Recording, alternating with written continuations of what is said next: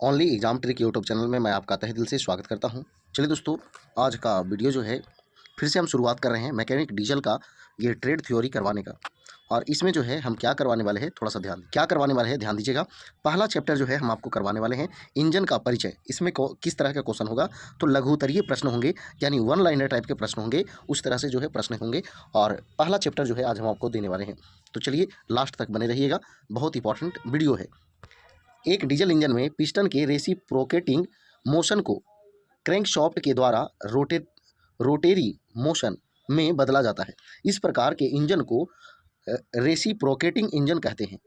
एक rotary engine का उदाहरण दीजिए, तो एक रोटरी इंजन का उदाहरण है वेंकेल इंजन। आगे देखिए, अधिकतर पेट्रोल और डीजल इंजन होते हैं रेसिप्रोकेटिंग टाइप या रोटेरी टाइप। तो ध्यान दीजिए, ये दो टाइप के होते हैं, ठीक है। ये दोनों टाइप में से कौन टाइप होते हैं, तो रेसिप्रोकेटिंग टाइप होते हैं, ठीक है। अधिकतर पेट्रोल या डीजल इंजन होते हैं तो रेसिप्रोकेटिंग टाइप। आगे, डीजल इंजन को उसका नाम उससे मिला है जिसने मार्गदर्शन वाला कार्य किया, उनका नाम क्या है, तो डॉक्टर रूडोल्फ डीजल। आगे देखिए, पेट्रोल इंजन को अन्य नाम से भी जाना जाता है, यह नाम क्या है, तो गैसोलीन इंजन। पेट्रोल इंजन को गैसोलीन इंजन भी कहते हैं। आगे देखिएगा, कंबस्शन इंजन में ऊर्जा का परिवर्तन दो चरणों में होता है। पहला चरण है कि ताप ऊर्जा को रिलीज करने के लिए ईंधन को जलाया जाता है, और दूसरा चरण क्या है, तो दूसरा चरण है ताप ऊर्जा को मैकेनिकल ऊर्जा में बदला जाता है। आगे देखिए, डीजल इंजन में प्रयोग किया जाने वाला ईंधन होता है, तो पेट्रोल इंजन में प्रयोग किए गए ईंधन की अपेक्षा सस्ता, या फिर पेट्रोल इंजन में प्रयोग किए गए ईंधन की अपेक्षा महंगा। तो पेट्रोल इंजन में प्रयोग किए गए ईंधन की अपेक्षा जो है सस्ता होता है।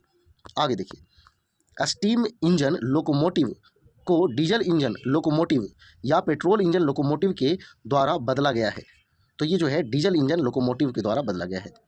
आगे देखिएगा, एक 4 स्ट्रोक साइकिल इंजन का कौन सा कंपोनेंट 3 आइडल स्ट्रोकों के दौरान पावर सप्लाई करता है, तो फ्लाई व्हील। आंसर क्या होगा, फ्लाई व्हील। एक 2 स्ट्रोक साइकिल इंजन में 3 पार्टों के नाम बताएं, यानी कि एक 2 स्ट्रोक साइकिल इंजन में उनके 3 पार्ट हैं। पहला है जो है इनलेट पोर्ट है, ट्रांसफर पोर्ट है, और एग्जॉस्ट पोर्ट है। आगे, इंजन को ऑपरेट करने के लिए उसे 2 तरह से डिजाइन किया जाता है। 2 तरह से डिजाइन किया जाता है। एक जो है 4 स्ट्रोक, दूसरा में जो है 2 स्ट्रोक। इनमें से कौन सा ऑटो साइकिल इंजन कहलाता है, तो 4 स्ट्रोक जो है एक ऑटो साइकिल इंजन कहलाता है। आगे देखिए, एक 4 स्ट्रोक पेट्रोल के एक स्ट्रोक के दौरान कंप्रेस्ड एयर ईंधन मिश्रण को इग्नाइट जलाया और फैलाया जाता है। इस स्ट्रोक का नाम बताएं, तो ये पावर स्ट्रोक है। एग्जॉस्ट स्ट्रोक जली हुई गैसों को सिलेंडर से बाहर निकालता है। क्या होगा यदि जली हुई गैस सिलेंडर में ही रह जाए, तो ये बची हुई जली हुई गैसें अगले इंडक्शन स्ट्रोक पर ईंधन के नए चार्ज को डाइल्यूट डाइल्यूट कर देता है। आगे देखिए, एक 4 स्ट्रोक इंजन में 2 स्ट्रोकों के दौरान इनलेट और एग्जॉस्ट दोनों वाल्व्स बंद होते हैं। इन 2 स्ट्रोकों के नाम बताएं, तो कंप्रेशन स्ट्रोक और पावर स्ट्रोक। मल्टी सिलेंडर इंजनों को प्रयोग करने का मुख्य उद्देश्य क्या है, तो जब एक से अधिक सिलेंडरों का प्रयोग किया जाता है तब क्रैंकशाफ्ट से पावर का स्मूथ बहाव प्राप्त होता है, आगे देखिए, यह कम खर्चीला होता है, इसमें कोई वाल्व्स नहीं होते, इनकी कार्यकुशलता कम होती है। क्या यह 2 स्ट्रोक इंजन या 4 स्ट्रोक इंजन है, तो यह जो है 2 स्ट्रोक इंजन है, 2 स्ट्रोक इंजन है। आगे देखिए, चित्र का अध्ययन करें और निम्नलिखित का उत्तर दें।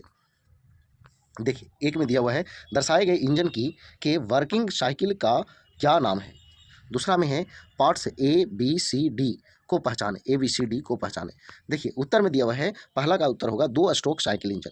फिर ए जो है ट्रांसफर पोर्ट है, देखिए ए कहाँ है आपका, यहाँ, और बी है यहाँ, सी है यहाँ, और डी है यहाँ। तो देखिए, ए जो है ट्रांसफर पोर्ट है, बी जो है एग्जॉस्ट पोर्ट है, और सी जो है डिफ्लेक्टर है, और डी जो है इनलेट पोर्ट है।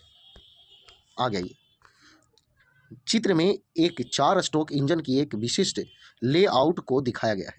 इस प्रकार की लेआउट को क्या कहते हैं, देखिए ये जो है चित्र में दिखाया गया है, तो इसका आंसर होगा हॉरिजॉन्टली अपोज्ड 4 सिलेंडर इंजन।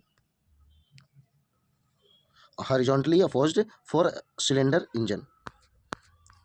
आगे देखिए 18 नंबर, चित्र में एक 4 स्ट्रोक इंजन की एक विशिष्ट लेआउट को दिखाया गया है। इस प्रकार की लेआउट को क्या कहते हैं? ये जो है दिया गया है, तो इस प्रकार की लेआउट को इन लाइन 4 सिलेंडर इंजन कहते हैं।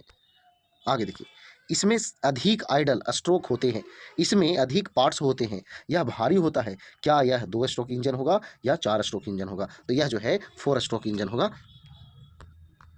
मल्टी सिलेंडर इंजनों का प्रयोग जीपों, कारों पर किया जाता है। मल्टी सिलेंडर इंजनों को प्रयोग करने के 2 मुख्य लाभ क्या हैं? तो उच्च पावर है और अधिक स्मूथ इंजन ऑपरेशन है। आगे देखिए, रेडियल इंजनों का प्रयोग कहाँ पर किया जाता है? तो हवाई जहाज़ों में किया जाता है। कहाँ? हवाई जहाज़ों में। अगर निम्नलिखित संक्षिप्त रूपों का पूर्ण रूप लिखें। पहला जो है आपका टीडीसी है। टीडीसी का पूर्ण रूप है टॉप डेड सेंटर। दूसरा है बीडीसी, बॉटम डेड सेंटर। तीसरा है सीवी, क्लियरेंस वॉल्यूम।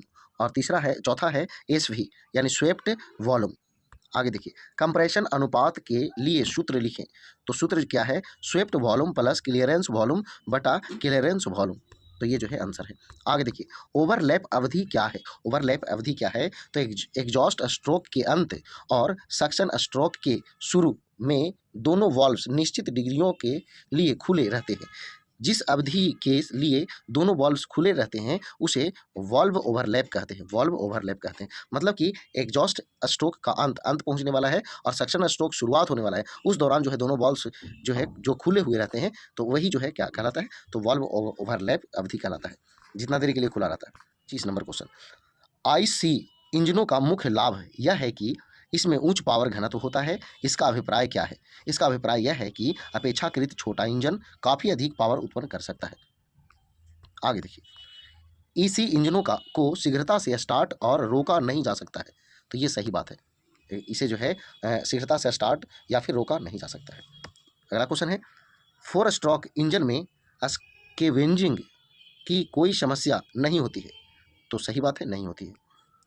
आगे, यदि इंजन में आने वाली हवा ठंडी है, क्या यह एक लाभ है या यह एक हानि है? तो यह जो है एक लाभ है। आने वाली ठंडी हवा जो है यह एक लाभ है। आगे देखिए, सुपर चार्जरों और टर्बो चार्जरों का मुख्य कार्य क्या है? तो आने वाली हवा को कंप्रेस करना। आगे देखिए, 2 स्ट्रोक इंजनों की अपेक्षा 4 स्ट्रोक इंजनों के कारण अधिक प्रदूषण होता है। तो ये गलत बात है, ये जो है सही बात नहीं है, गलत बात है। आगे आइए, 2 स्ट्रोक इंजनों में वाल्व्स नहीं होते हैं और इसलिए यह डिजाइन में 4 स्ट्रोक इंजन की तुलना में साधारण होता है। तो ये सही बात है, ये जो है सही बात है। चलिए दोस्तों, ये जो है 31 प्रश्न थे और सभी जो है इंपॉर्टेंट थे। ये चैप्टर 1 से संबंधित था। तो चलिए, अगर वीडियो पसंद आया तो वीडियो को लाइक करें, दोस्तों बात शेयर करें। तो आज भर इतना ही। जय हिंद, जय भारत, वंदे मातरम।